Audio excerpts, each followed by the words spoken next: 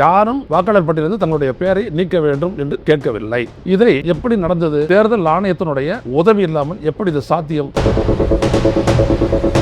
எவ்வளவு பெரிய நூதனமான ஒரு மோசடி பாருங்க. இதெல்லாம் எப்படி இதெல்லாம் நடக்கிறத அனுமதிக்கிறது? தேர்தல் ஆணையம் எதுக்கு இருக்கு? தொடர்புடைய கேள்வி இதுதான். நீங்க இது உங்களுடைய டேட்டா, இதுல அவங்க விளையாடி இருக்காங்க. யாரு விளையாடினது, எப்படி விளையாடினாங்க, அந்த டீட்டெயில போலீஸ் கிட்ட கொடுங்க. அப்ப ராகுல் காந்தி சொல்றது கரெக்ட் தானே? ஹேண்ட் இன் க்ளவ், கையும் கையுறையுமாக இவர்கள் செய்திருக்கிறார்கள்.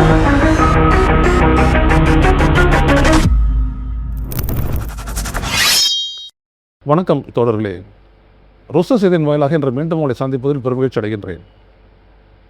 காங்கிரஸ் தலைவரும் நாடாளுமன்ற எதிர்க்கட்சி தலைவருமான ராகுல் காந்தி இன்று மதியம் எவ்வாறு இந்த வாக்காளர்களினுடைய பெயர்கள் தேர்தல் ஆணையத்தினுடைய அந்த இணையதளத்தில் இருக்கக்கூடிய அந்த வசதியை வைத்தே நீக்கப்பட்டிருக்கின்றன என்கின்ற விடயத்தை விளக்கி, அவ்வாறு நீக்கப்பட்டவர்கள் 6018 பேர் என்றும் அதில் உள்ளபடியே தங்களுடைய பெயரை நீக்க சொல்லி படிவம் 7 அதுக்கான விண்ணப்பத்தை செய்தவர்கள் வெறும் 24 பேர் தான்.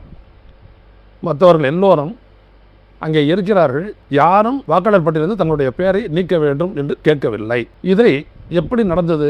தேர்தல் ஆணையத்தினுடைய உதவி இல்லாமல் எப்படி இது சாத்தியம் என்கிற ஒரு பெரிய கேள்வியை அவர் கேட்டிருக்கிறார். அவர் சிலரை அந்த மேடைக்கு அழைத்திருக்கிறார். டெல்லியில் இந்த பேட்டியை கொடுத்த போது அவர் அவ்வாறு நீக்கப்பட்ட சிலரை கொண்டு வந்து நிறுத்தி அவர்களிடமே கேளுங்கள், இவர்கள் தங்களுடைய வாக்காளர் பட்டியலிருந்து தங்களுடைய பெயரை நீக்குமாறு அவர்கள் விண்ணப்பித்தார்களா என்று. அவர்கள் சொன்னார்கள், இல்லை, இல்லவே இல்லை.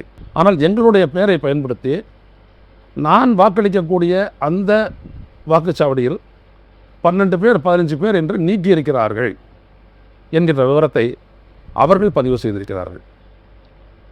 இது கர்நாடக மாநிலம் கல்புர்கி என்கின்ற ஒன்றியத்தில் உள்ள ஆனந்த் என்கின்ற சட்டப்பேரவை தொகுதியில் மட்டும் நான் 6018 பேர் நீக்கியிருக்கிறாங்க. கடைசியில் அது கண்டுபிடிக்கப்பட்டு அங்கே இருக்கக்கூடிய தாசில்தார் வந்துட்டு புகார் பதிவு பண்ணிட்ட உடனே அவங்களாம் அப்படி தான் இருக்கிறாங்க அப்படின்னு தெரிஞ்சிட்ட உடனே தேர்தல் ஆணையம் அவங்களாம் 2024 மக்களவைத் தேர்தலில் ஓட்டு போடலான்னு சொல்லி அனுமதிச்சிது.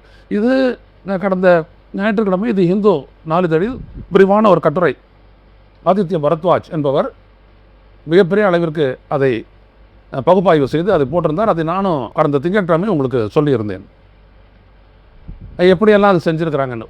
ஒரு வாக்குச்சாவடியிலையும் போய் அதுவும் அந்த வாக்குச்சாவடிகளில் காங்கிரஸ் அதிகமாக வாக்குகளை பெறக்கூடிய அந்த வாக்குச்சாவடிகளில் இவர்கள் அந்த வாக்குச்சாவடி பட்டியலில் இருக்கக்கூடிய வாக்காளர் பட்டியலில் இருக்கக்கூடிய முதல் ஆளை தெரிவு செய்து அவர் பெயரால் அந்த வாக்குச்சாவடியில் உள்ள மற்றவர்களை அந்த ஃபார்ம் 7 போட்டு அழித்திருக்கிறார்கள். எவ்வளவு நூதனமாக செய்திருக்கிறார்கள். இது எல்லாம் கர்நாடகாவில் வச்சு செய்யலை.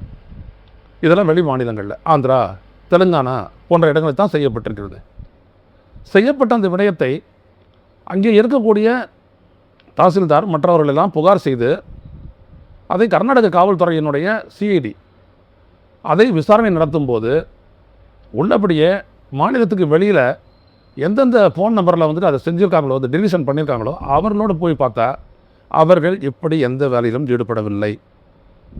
ஆக இம்பர்சனேட் அவர்களுடைய அந்த எண்ணை வைத்து கொண்டு இவ்வாறு நீக்கியிருக்கிறார்கள், பயன்படுத்தி நீக்கியிருக்கிறார்கள். அது ஒருத்தரையும் ஒரு இடத்துல போய் நீக்கியிருக்கிறாங்க. 6018 பேரில் 24 பேர் தான் உள்ளபடியே எங்களுடைய வாக்காளர் பட்டியலிருந்து எங்களுடைய பேரை நீக்குங்க, ஏன்னா நாங்கள் வேற ஒரு இடத்துக்கு போகிறோம் அப்படின்னு சொன்னவங்க. அது தவிர மீதி இருக்கக்கூடிய 5994 பேரும் அப்படி எந்த விதமான விண்ணப்பமும் செய்யவில்லை. ஆனால் அவங்களாம் நீக்கப்பட்டிருக்காங்க. இந்த விடயத்தை வந்துட்டு அங்கே நின்று போட்டியிட்ட காங்கிரஸ் வேட்பாளர் BR பட்டீல் அவர் கண்டுபிடிச்சு சொன்ன உடனே என்ன பண்ணியிருக்காங்க அப்படின்னு தேர்தல் ஆணையம் அவங்க எல்லாம் மறுபடியும் ஓட்டு போடலாம் அப்படின்னு சொல்லிட்டு அந்த டெலிஷன் எல்லாம் வந்துட்டு இல்லை அப்படின்னு சொல்லிட்டு ஓட்டு போடலான்னு சொல்லி அவங்க ஓட்டு போட்டிருக்காங்க கடந்த மக்களவை தேர்தலில். இதுதான் ரொம்ப முக்கியமானது. எந்தெந்த இடத்துலலாம் காங்கிரஸ் ஜெயிச்சிருக்கோ அந்த பூத்தில் இந்த விளையாட்டு நடந்துருக்குது. 10 பூத்து எடுத்துருக்குறாங்க.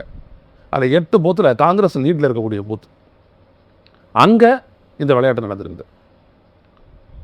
எப்படி செஞ்சுருக்கிறாங்க பாருங்கள். இதை யார் செஞ்சுருக்கக்கூடும்?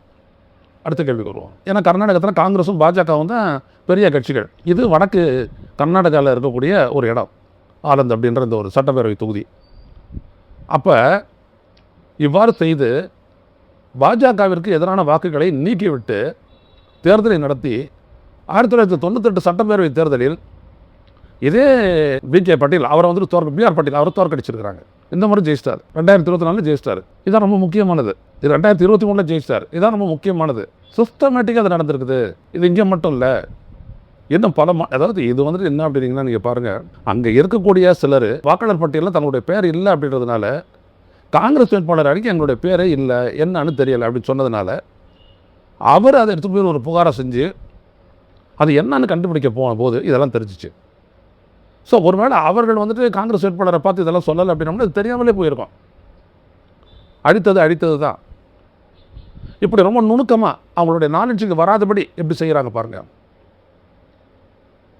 இதைத்தான் நம்ம கவனத்தில் கொள்ள வேணும். பன்னா பிரமுக்ஸ் அப்படின்றவங்க இந்த வேலையை எப்படி செய்கிறாங்கன்றதை நீங்கள் பாருங்கள். இதில் பெரும்பாலானவர்கள் தொழிலாளர்கள், சிறு வியாபாரிகள், பட்டியல் இனத்தவர்கள், சிறுபான்மையினர், இவங்கள தான் வந்துட்டு அவங்க பண்ணியிருக்காங்க. இதுதான் இங்கே வந்துட்டு ரொம்ப முக்கியமாக நம்ம கவனிக்க வேண்டியது.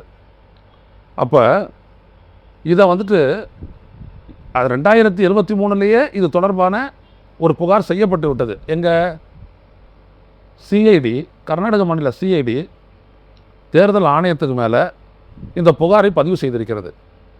ஆனால் யாரால் இது செய்யப்பட்டது என்கின்ற விவரத்தை அவர்களால் கண்டுபிடிக்க முடியவில்லை. காரணம் என்னென்னா, இதெல்லாம் வந்துட்டு மாநிலத்துக்கு வெளியில் இருக்கக்கூடிய ஃபோன் நம்பரை வச்சு அவங்க பண்ணியிருக்கிறாங்க. ஆனால் அந்த ஃபோன் நம்பர் யாருதுன்னு பயன்படுத்துனாங்களோ அவங்களுக்கு வந்துட்டு இதெல்லாம் சம்மந்தம் இல்லை அப்படின்றதும் தெரிஞ்சிருச்சு. அப்போ என்ன பண்ணாங்க, அந்த சிஐடி வந்துட்டு ஒரு ரிக்வஸ்ட் ஒன்று போட்டாங்க. கிட்டத்தட்ட யார் இதை செஞ்சா அப்படின்றத வந்துட்டு 18 கடிதங்களை போட்டிருக்காங்க. அங்கே இருக்கக்கூடிய சிஐடி கர்நாடக மாநில தேர்தல் ஆணையத்துக்கும் இந்திய தேர்தல் ஆணையத்துக்கும். ஆனால் எதுக்கும் பதில் இல்லை. நல்ல கவனிங்க, எதுக்கும் பதில் இல்லை. அப்படின்னா என்ன அர்த்தம்? அப்போ ராகுல் காந்தி சொல்கிறது கரெக்டு தானே?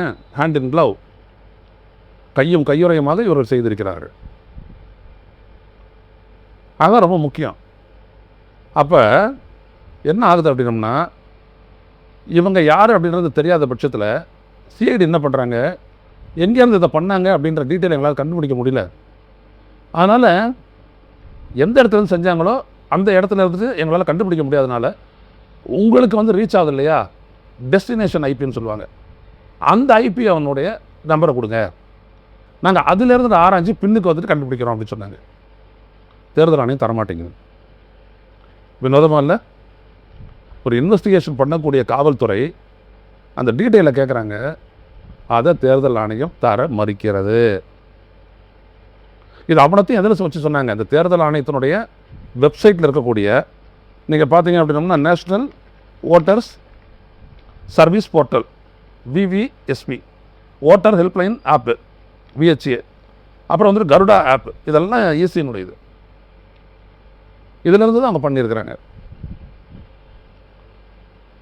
எவ்வளவு பெரிய நூதனமான ஒரு மோசடி பாருங்கள். இதெல்லாம் எப்படி இதெல்லாம் நடக்கிறத அனுமதிக்கிறது? இதே மாதிரி மராட்டியத்தில் நடந்திருக்குது, பல இடங்களில் நடந்திருக்குது. நம்ம போனோம், யார் யார் இப்போ உங்களுடைய வாக்காளர் பட்டியல் எடுத்துட்டு உங்களுக்கு யார் யாருக்கெல்லாம் போன மக்களவைத் தேர்தலில் நீங்கள் பூத்தில் போயிட்டு வாக்கலன்னு சொல்லி ஏமாந்து திரும்பினீங்க, அவங்களாம் அப்ளை பண்ணுங்க அப்படின்னு சொல்லி காங்கிரஸ் கட்சி இல்லை அந்த மாநிலத்தில் இருக்கக்கூடிய காங்கிரஸ் கட்சி மக்களிடையே ஒரு அறிவிக்கை கொடுத்து அதை எடுத்தாதான் இது எவ்வளோ பெரிய மெகா ஸ்கேலில் நடந்திருக்குது அப்படின்றத நம்மளால் கண்டுபிடிக்க முடியும். ஏன்னா தேர்தல் ஆணையம் உதவப்படுறது இப்போ என்ன சொல்லுது, இதெல்லாம் அடிப்படை ஆதாரம் அற்றது அப்படின்னு சொல்கிறாரு. யார்? தலைமை தேர்தல் ஆணையர் ஞானேஷ்குமார். என்ன ஆதாரம் அற்றது? அவங்க எடுத்தாந்து நிறுத்தினாங்களே, அவங்க வாக்காளர் இல்லையா, எங்களுடைய வாக்குகள் நீக்கப்பட்டிருக்கின்றன என்று அவர்கள் சொன்னார்களே, அது உண்மை அல்லவா? எங்களுடைய பேரை போட்டு மற்ற 12 பேரை நீக்கியிருக்கிறாங்க அப்படின்றது உண்மை அல்லவா? எல்லாம் உண்மை. பிஜேபிக்காரன் சொல்கிறான்ல, அப்போ நீங்கள் கோர்ட்டுக்கு போக வேண்டியதானே? அப்போ என்னதுக்கு தேர்தல் ஆணையம்? தேர்தல் ஆணையம் எதுக்கு இருக்குது? இதுதான் 39 கொஸ்டின் அப்படின்றாங்களே, தொடர்புடைய கேள்வி இதுதான். நீங்கள் இது உங்களுடைய டேட்டா, இதில் அவங்க விளையாடிருக்காங்க, யார் விளையாடினது, எப்படி விளையாடினாங்க, அந்த டீட்டெயிலை போலீஸ்கிட்ட கொடுங்க. காங்கிரஸ் கிட்ட கொடுக்க வேணாம், யார்கிட்டையும் கொடுக்க வேணாம், போலீஸ்கிட்ட கொடுங்க, சிஐடிகிட்ட கொடுங்க. அவங்க கண்டுபிடிச்சி யார்ன்றது எடுத்தாந்து நிறுத்திட்டோம் நீதிமன்றத்தில்.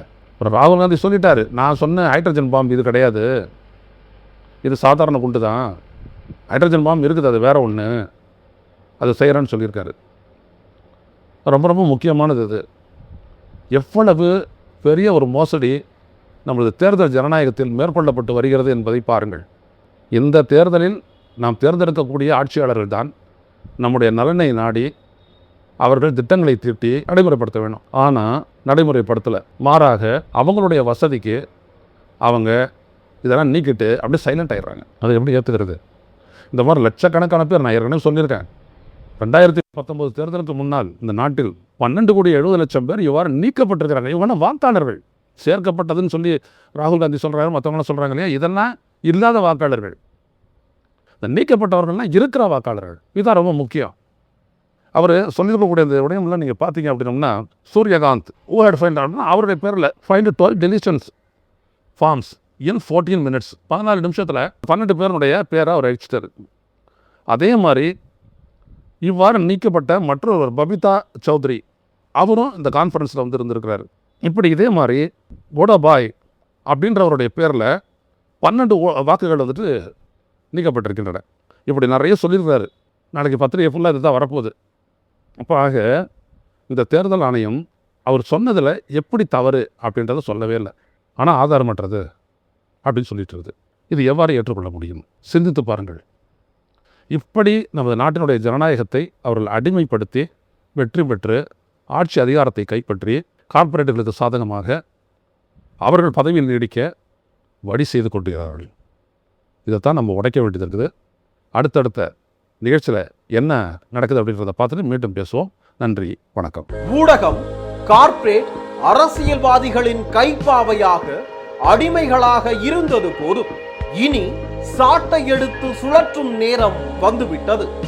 ஊடகம் பொதுமக்களாகிய உங்களுக்காக, உங்களாலேயே இயக்கப்பட வேண்டும். ஊடக சுதந்திரத்திற்காக உங்களின் பங்களிப்பை இன்றே அளித்திடுங்கள்.